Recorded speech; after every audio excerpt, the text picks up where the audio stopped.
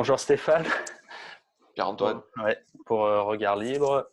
Donc aujourd'hui, on va continuer d'analyser, enfin de répondre aux commentaires des précédentes vidéos. Donc c'était le dernier commentaire sur la vidéo numéro 2 sur le SMIC et le code du travail. Je vais repartager brièvement le commentaire. Donc c'était le commentaire de M. Sfez, lettre, où à la fin de ce commentaire, bon, il disait que si on abolissait le code du travail, tout le monde travaillerait 16 heures par jour, ferait 3 métiers en même temps. Donc ça, on l'a abordé dans la vidéo précédente. Maintenant, je voudrais qu'on parle de son dernier point, comme quoi le marché serait moral par nature, et que cette morale, ça serait la morale du plus fort, c'est la vraie morale, chacun pour soi, et Dieu pour tous. Ouais. Voilà. Je pense qu'il faut revenir sur une notion. Il y a clairement il n'y a pas de moralité du marché. Il y a la morale, bien sûr, on peut parler de morale et de moralité, mais je crois que c'est une idée essentielle. Le marché n'a pas de moralité, pas au sens qu'il est immoral. C'est parler de moralité du marché n'a pas de sens. C'est amoral, je crois. On dit que le marché Ça, on est dit amoral, c'est amoral, que ça ne pas s'applique pas au… Oui, c'est amoral au sens qu'il n'y a pas de moralité bien mal. Le sens de moralité pour le marché, il n'y a pas de sens. En fait. C'est comme un pistolet. Un pistolet en soi n'est pas moral. C'est un objet. Oui, C'est non, pas mais bien, c'est pas mal, c'est un objet. Ouais. Je ne veux pas faire de technique, mais je pense que ça peut être intéressant pour certains. C'est une notion qui est fondamentale chez les économistes autrichiens, notamment chez Ludwig von Mises, qui dit que les jugements de valeur et que l'économie en général est ce qu'il appelle wertfrei. Wertfrei en allemand, ça veut dire libre justement de jugement. L'économie et la théorie économique, il faut que j'achète de nouveaux écouteurs. La théorie économique n'a pas en soi ne fait pas de jugement de valeur. Les individus, on en a parlé, les individus à tout moment font des jugements d'utilité pour eux-mêmes. Et bien évidemment, chacun de son niveau va juger, jauger et agir en fonction de ce qu'il pense être bien ou mal, au sens moral des choses. Pas uniquement utile, mais également bien ou mal. Mais c'est une notion et une perception qui reste individuelle et qui n'est pas propre au fonctionnement de l'économie et de la théorie économique. L'économie et le marché, puisqu'on parle du marché, ne fait que brasser tout ça. Ce sont toujours nos échanges. On en parlait tout à l'heure de solidité sociale. Elle brasse tout ça, elle fait émerger des offres, des demandes, une dynamique, voilà. Mais c'est complètement factuel, si tu veux. C'est une émergence qui se fait du brassement de ce que Bastien appelait les harmonies sociales. Il n'y a pas de bien et de mal là-dedans, c'est juste une expression des choix individuels. C'est tout. Bien sûr, évidemment, encore une fois, chacun de nous peut avoir un jugement de bien et de mal. Et évidemment, il y a évidemment des actions qui se font sur le marché qui relèvent du bien et d'autres qui relèvent du mal. Mais là, on rentre dans un autre domaine, qui est un domaine de l'éthique.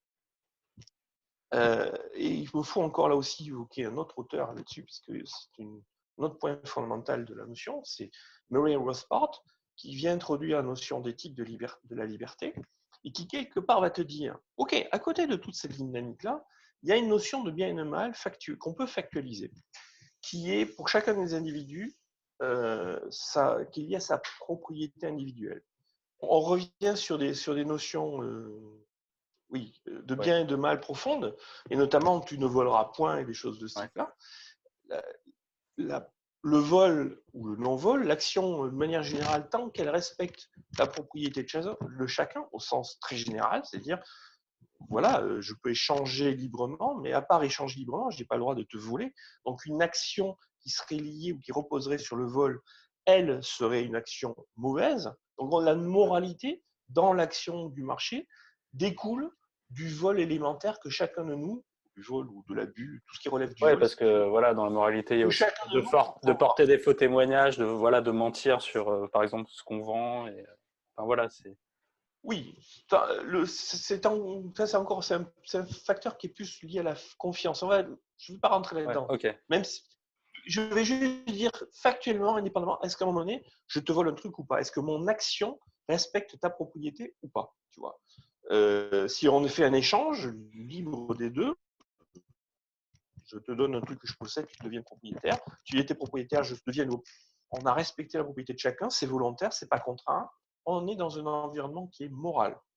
Si par contre j'agis mais que je te pique un truc, je sors de la moralité alors que j'ai agi par rapport à mon utilité. Économiquement, j'ai agi par rapport à mon utilité. Tu vois la nuance? Tout à l'heure, on était sur l'utilité et on disait de l'utilité, le marché fait sortir une utilité sociale, mais on n'a pas jugé de savoir si cette utilité, elle était morale ou pas.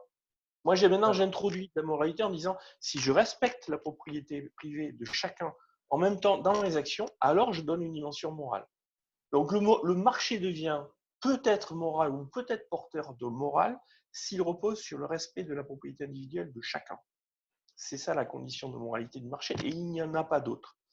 Ça veut dire que, contrairement à ce qu'on pense beaucoup, un marché, tu m'entends souvent parler d'un marché libre. Un marché libre, c'est un marché qui est comme ça. C'est un marché où il n'y a pas de contraintes particulières et où on suppose que le droit est respecté, où il n'y a pas de vol. Le vol étant une espèce de forme de contrainte. Par contre, nous vivons aujourd'hui dans une société où il y a plein de contraintes et où il y a plein de vols. Quand on te prend des impôts, des taxes, etc., on Bercy, qui que ce soit, ou un inspecteur des impôts, te pique du fric. Pour lui, il a une utilité. Je retombe sur cette utilité sociale. Tu vois. De son point de vue à lui, il fait une action qui est cohérente avec sa propre utilité, mais il le fait en me piquant du fric. Donc, il viole ma propriété. Donc, il sort de la moralité élémentaire de chaque action. Donc, concrètement, ça veut dire qu'un marché sur lequel il y a des impôts, un marché sur lequel il y a des contraintes, des taxes, etc., ne peut pas être un marché moral. Et donc, la société aujourd'hui n'est pas morale, non pas à cause du marché, mais à cause des impôts. C'est très, très différent. Mais après, c'est vrai que souvent on a l'objection, il y a le souhait de certaines personnes de dire nous, en tant que peuple, nation, collectivité, on veut empêcher telle ou telle chose d'arriver parce qu'on estime que ces transactions sont immorales. Donc ça pourrait être des transactions comme de la vente de drogue, de la vente de prostitution ou ce genre de choses. Oui. Et mais la question qu'il faut se poser, c'est qui est qui? Bien sûr, il est évident que toi et moi, vraisemblablement, on va penser en tant qu'individu, on va penser que le marché de la drogue n'est pas une bonne chose, et on va apporter une connotation morale sur de telles choses qui sera négative. C'est évident.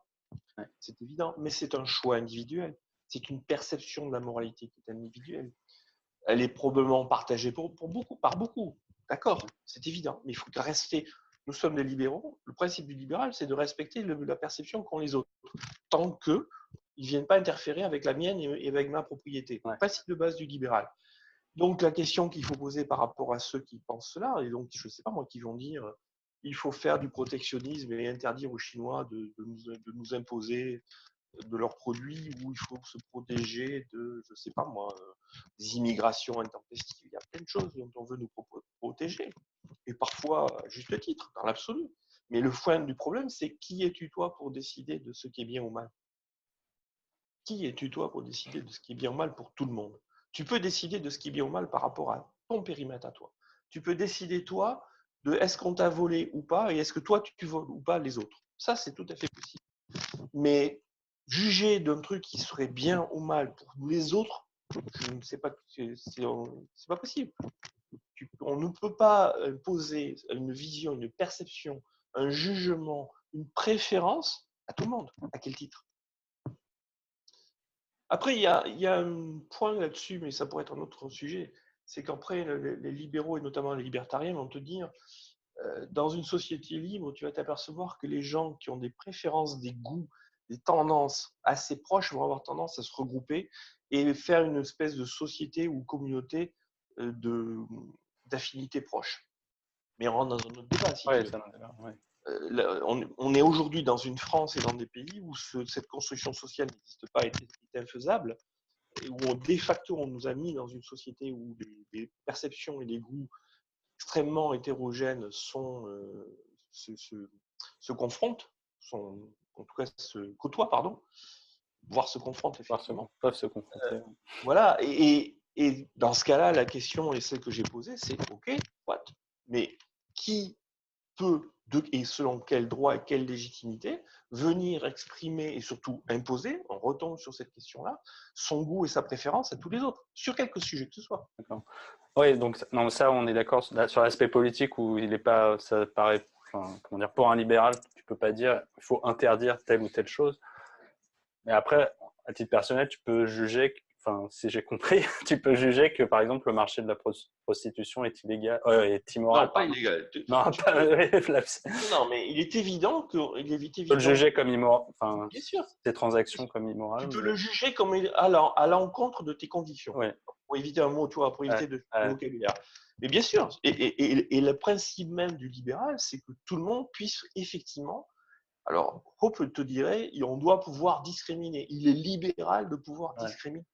C'est-à-dire qu'effectivement, même si je dois pouvoir tolérer les goûts des autres et que je dois exiger, un peu comme Voltaire, que les autres puissent faire des choses que personnellement je n'approuve pas, c'est ça la liberté, hein, Voltaire, c'est ça.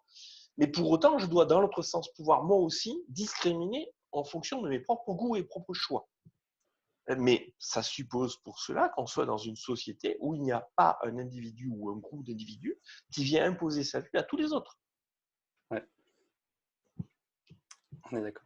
On fera une vidéo, je pense, sur le droit à la discrimination. Ça sera un bon sujet. Vaste sujet, ça. Ouais. Ok, très bien. Ouais, merci Stéphane. Je t'en prie.